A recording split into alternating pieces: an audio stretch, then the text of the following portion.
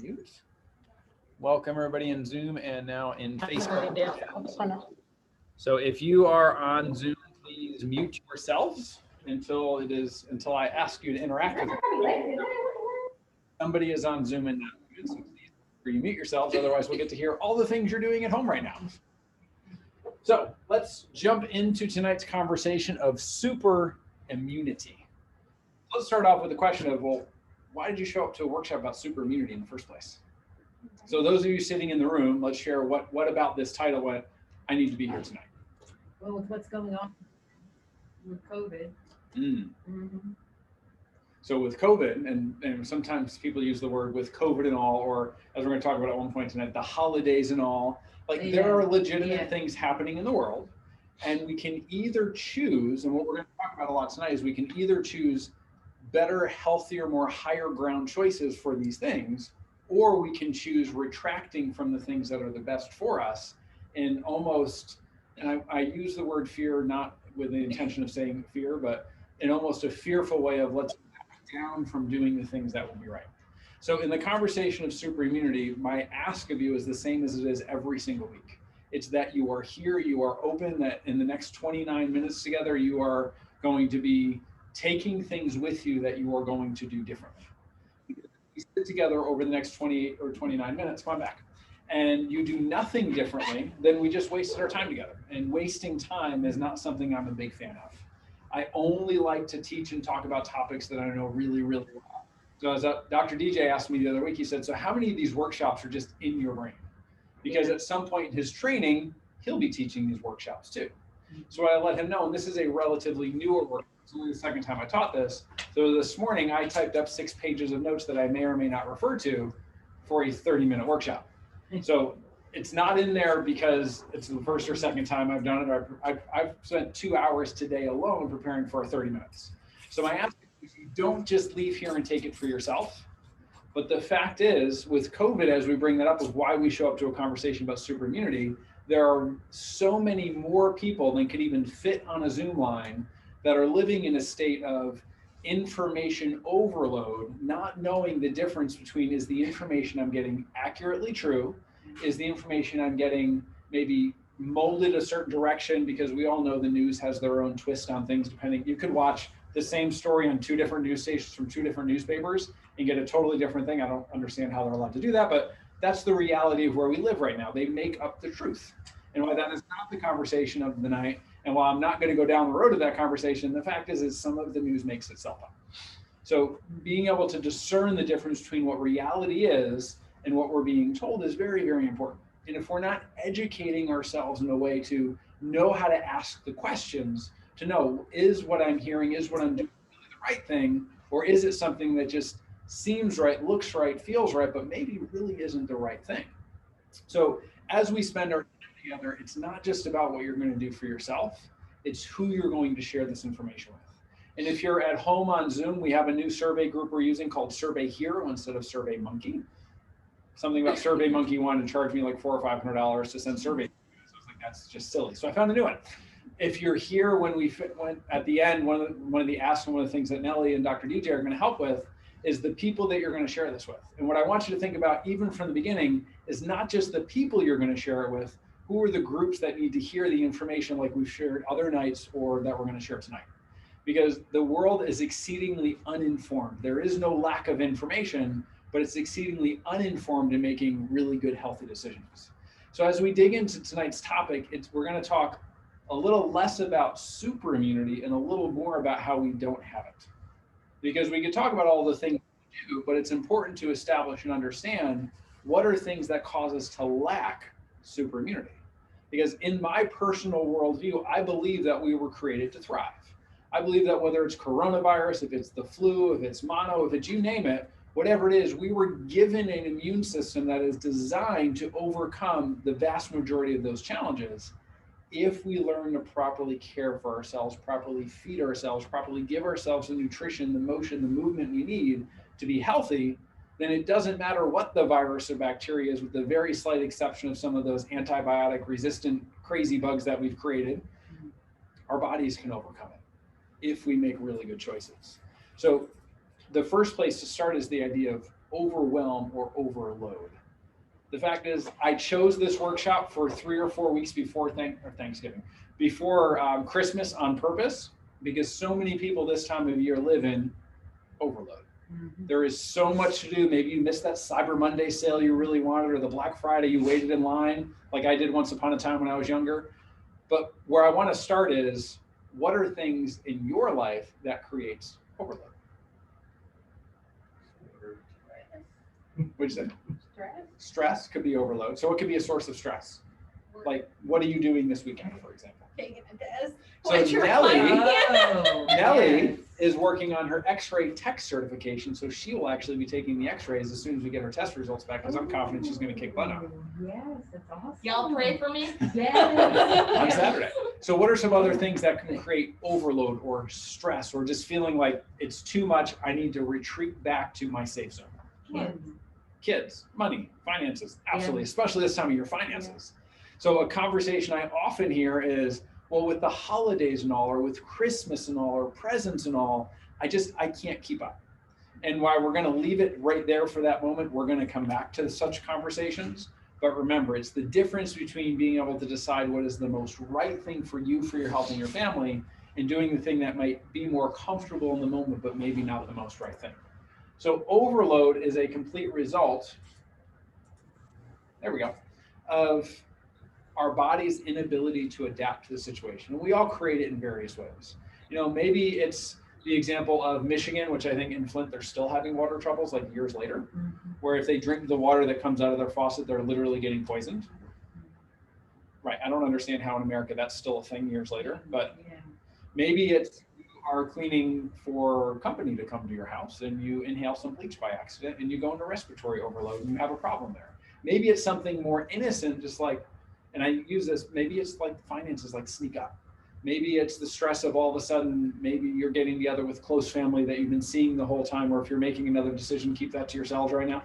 And just those things are creating overload in your life. And overload, regardless of the stressor, your body sees it all the same, whether it's physical, whether it's chemical, whether it's emotional. And if we use the example of pain showing up, because most of you showed up because you had pain somewhere, inflammation that shows up. So let's use a very benign example of you get a cut. Let's say you fall on the ground and it scrapes open and now there's pieces of the ground in your arm. It would be a really good thing if inflammation showed up. In fact, I want it to show up. I want plenty of white blood cells, plenty of blood to show up to push all the nasty things out. And then if all we do is cover that bad boy up, what's going to happen?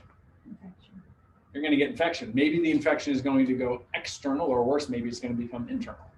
So inflammation has a purpose, and what we're going to spend most of the conversation on is the difference between your inflammation being short-term and your inflammation being long-term. Because if you clean that same wound out, disinfect that same wound, and then bandage it up, your body's innate intelligence is going to heal it amazingly.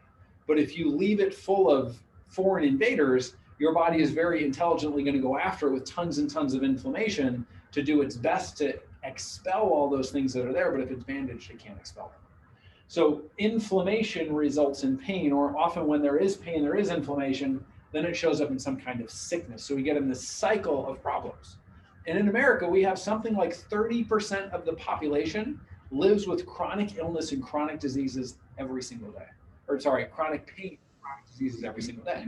That's more people than have heart disease, than have cancer, than have diabetes combined, are living in a state of chronic long-term inflammation. And like I said, I always print off 6 pages of notes. I don't think I'm going to use any. So, but it's all in there. That's the important part of preparation.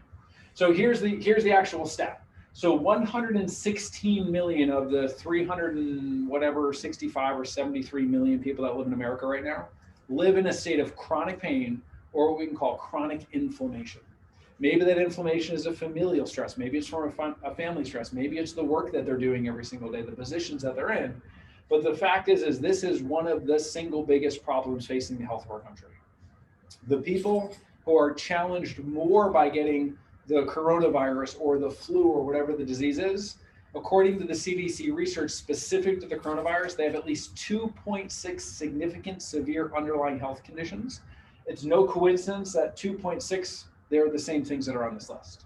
They have chronic pain of some kind, which was actually a little lower. They have they have cancer, they have obesity, they have these other significant problems that in America have become so common it's considered normal, but if their body is already under a stressful, inflamed, overwhelmed state, and then they come in contact with a virus, whether it be corona or whether it be something else, and it's much more challenged because for years potentially it's been attempting to work really well in this inflamed environment, and it's just too much.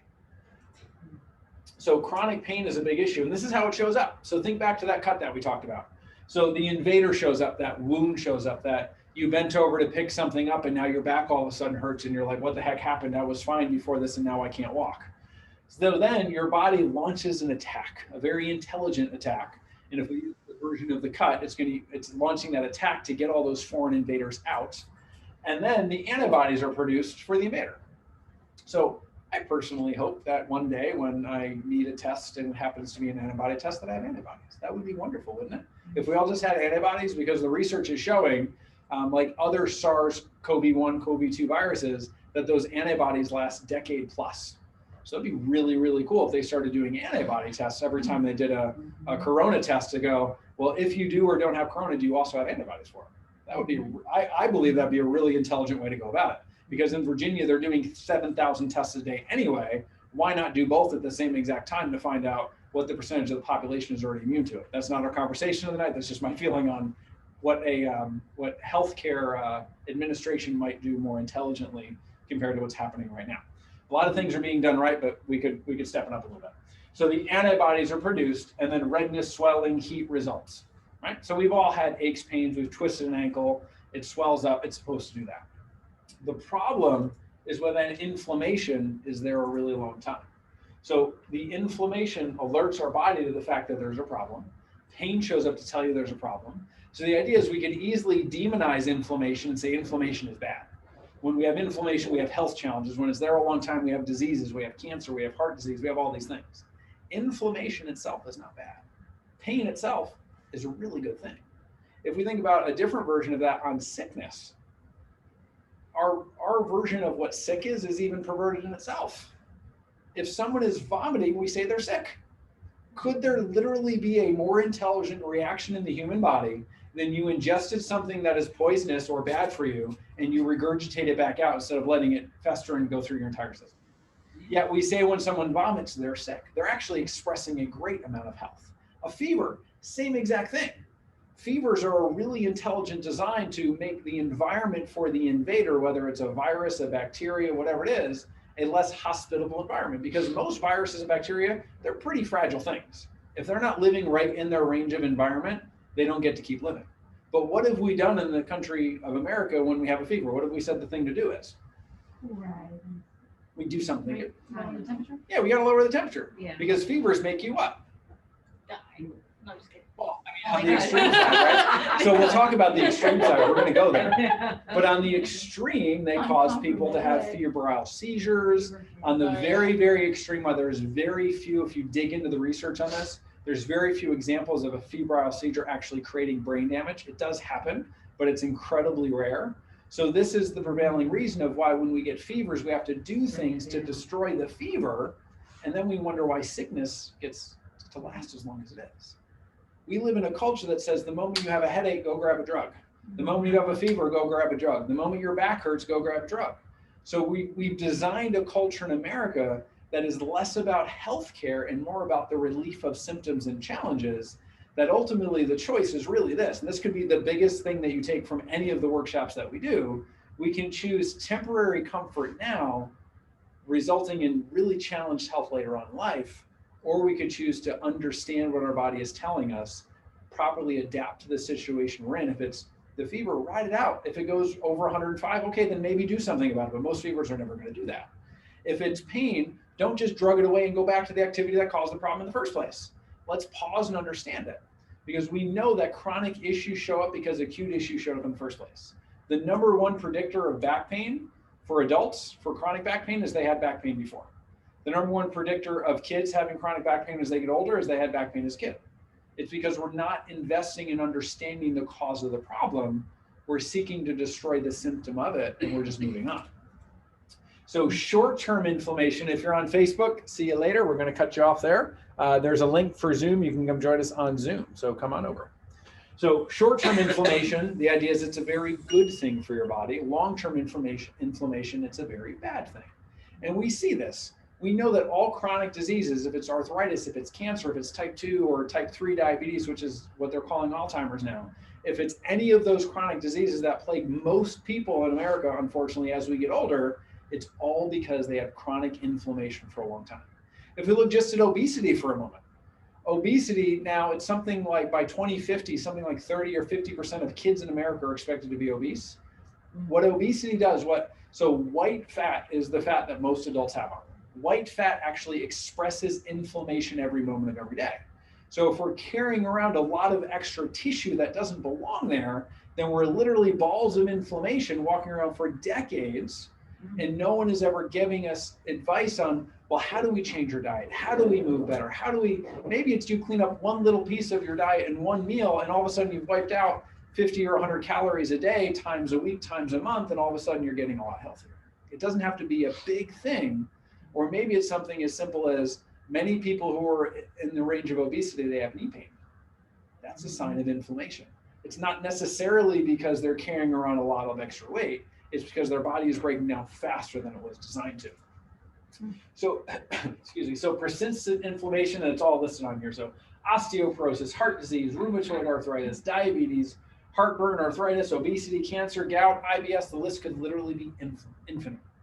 It all starts with inflammation. So your lack of super immunity is a direct result of the level of inflammation you've decided is acceptable in your life. Because wherever your health is right now, you are perfectly okay with it, except for the fact that those of you in the room and those of you on Zoom have decided to do something different. But I was once listening to, I don't remember who it was, but it was an inspirational audio or one of these speakers, and they said to the room, are you 100% satisfied with where your life is right now? And nobody raised their hand. And he said to every single one of them, you're a liar. You're lying to yourself. Because if you weren't 100% satisfied with where your life is right now, you would be doing something different than you are right now. So if you're not, and I realize I'm talking to the choir in this moment, you're all here, you're all engaging, but if you're not 100% satisfied with your health, you have to do something different. If you're not 100% satisfied with any familiar relationship, you have to do something different. Because otherwise you're accepting that as where you're gonna be, and that's not okay. So we can contribute to the most chronic diseases by our everyday actions, and it's that inflammation. And sickness shows up with years and years of inflammation.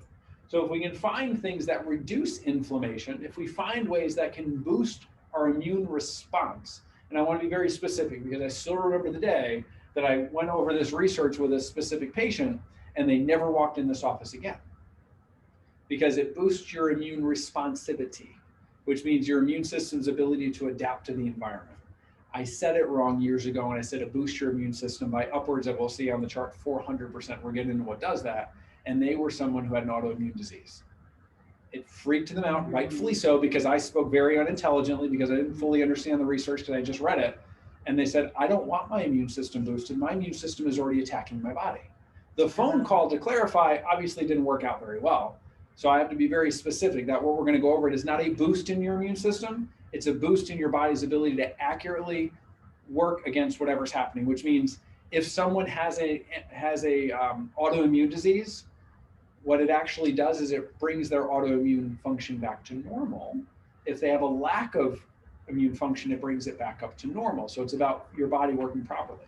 So this research, I think, was from 2011, something like that, when they first redid it. But basically what they did is they took a group of people with cancer and other serious diseases, so that 30% of the population that's living with chronic pain and chronic diseases. And they looked at individuals that were not under chiropractic care, but that were asymptomatic. So they didn't have any active symptoms at the moment.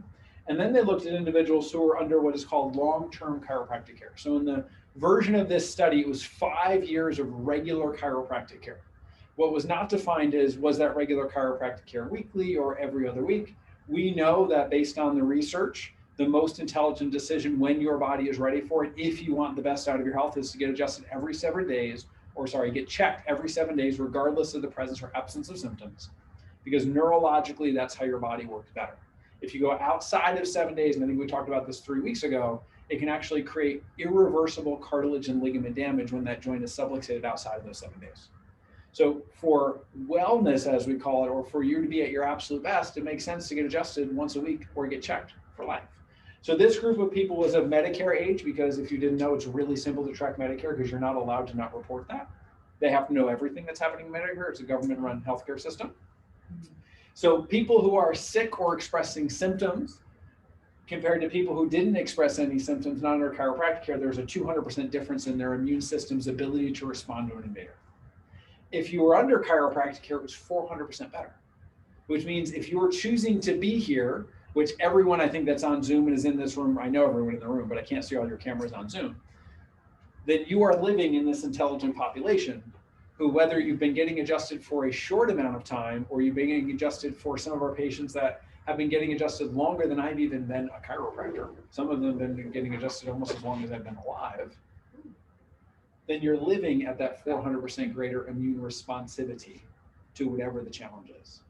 So earlier today, a patient came in who had to take a little bit of time off. They got sick, they had a positive corona test, so they quarantined like they were supposed to. And I realize this is not the story for everyone, so don't take it as I'm saying corona is not a big deal. It is serious and we need to take it seriously. He goes, oh, I had a cold for like 2 or 3 days, but because I worked for the Navy, they made me get checked and I had corona. He's like, it wasn't that bad. We've now had 4 or 5 patients in 8 months who have tested positive. Of all the people we take care of, every one of them had a very similar story of, I was a little sick for 2 or 3 days and then I felt okay.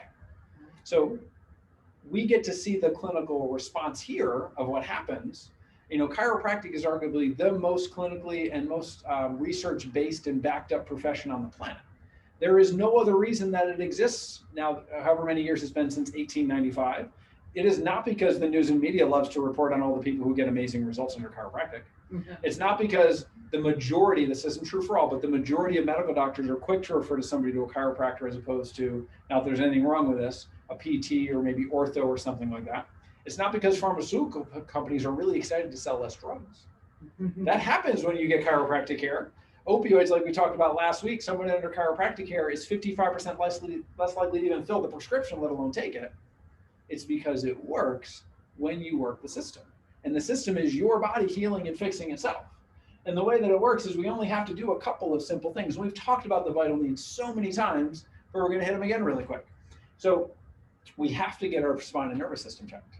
What's the master control system of the body? It's your brain and nervous system. How does it communicate with the rest of your body?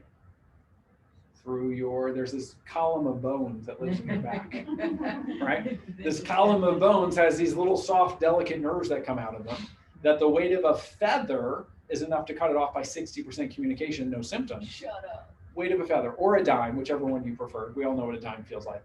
That's all it takes to cut it off by 60%. And by the time your symptom shows up, it's evidently more than that. So we have to get checked. Well, we don't have to. You don't have to take great care of your spine for life. You do have to engage in lifetime care. Your quality of that lifetime care is completely up to you.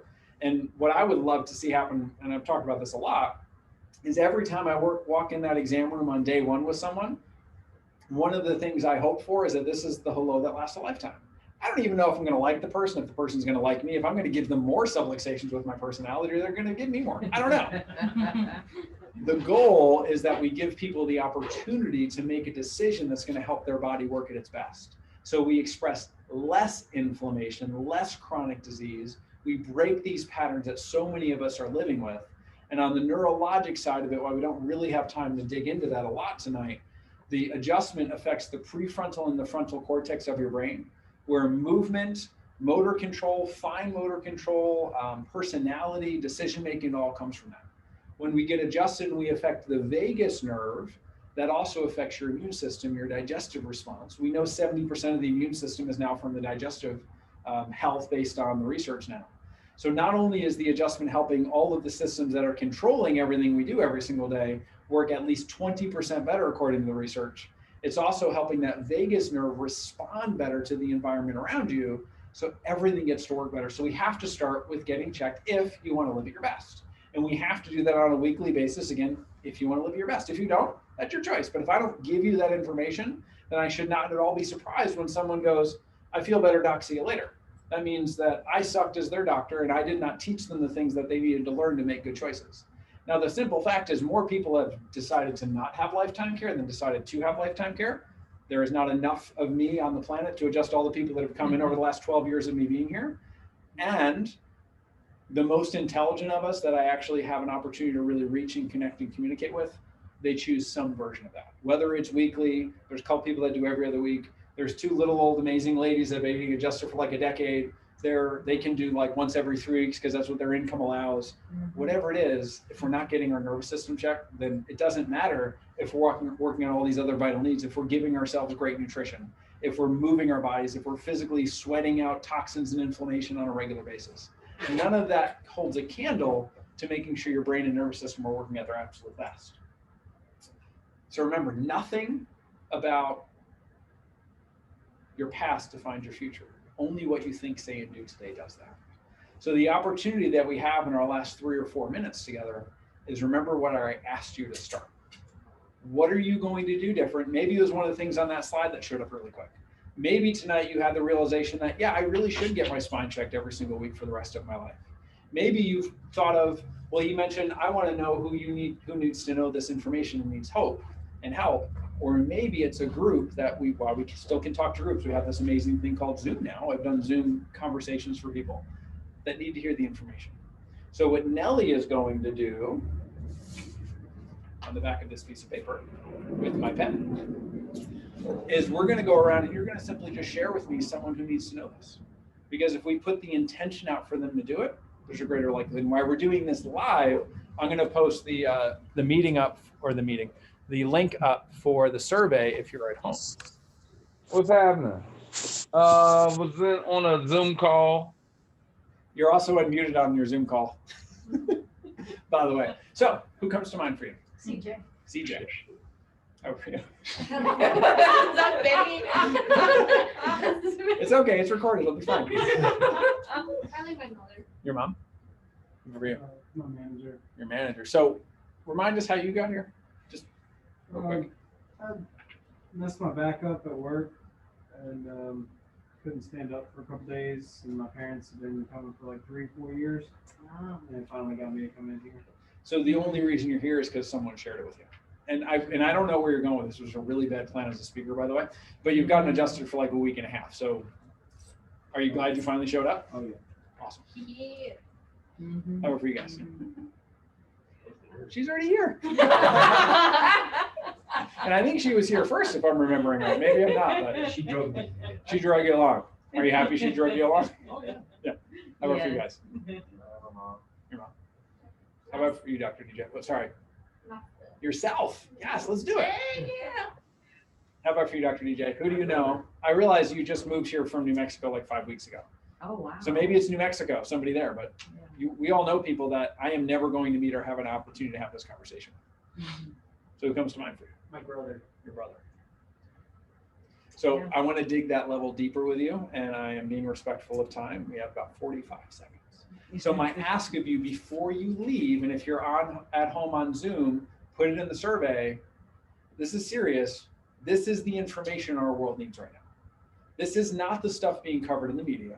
The opportunity to teach people how to make better decisions, how to live in a world where literally our zip code and our neighbors could have a 400% increased immune responsivity to whatever the virus is. And we don't need to go there. We all know if we look at history, there's a new one like every year. But anyway, whatever it is, and we can raise the intelligence of the community, and doing it one-on-one is great. Sending in any of those people you said to simply come get checked here, or if it's another chiropractor, is great. The greatest impact is groups of people that you already love to be part of, whether you've met with them recently or not. So before you go, please stop with Ms. Nellie. Give that group, maybe it's your church, your synagogue, your mosque, maybe it's your bowling team, maybe it's your book club. I don't know who it is, but if there's a group of people, they need to learn these things so that they can choose if they come in or not. If they come in or not is not important to me. I don't need anything from anyone. I want everything for everyone. And if we can help people be educated in making better decisions, then we can help our entire world be a much healthier place. So have a wonderful evening. Stop with Ms. Nellie before you leave, and we'll see many of you back tomorrow. Great, thank you. Thank you. Good night. Don't forget to do that survey. I did the survey. And I'm here with her, so I get credit. Okay. Hey, is your daughter there too? She was supposed to join you guys. No, but the Christmas lights are up. Oh, well, that's good. Okay. All right. I'm going to mute and shut off the video. Give it a couple minutes for the survey.